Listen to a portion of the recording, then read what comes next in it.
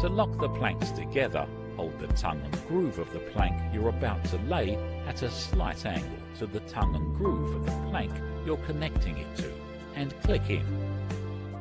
You know the planks are properly connected when there are no gaps between the two planks and they are completely flat on the ground.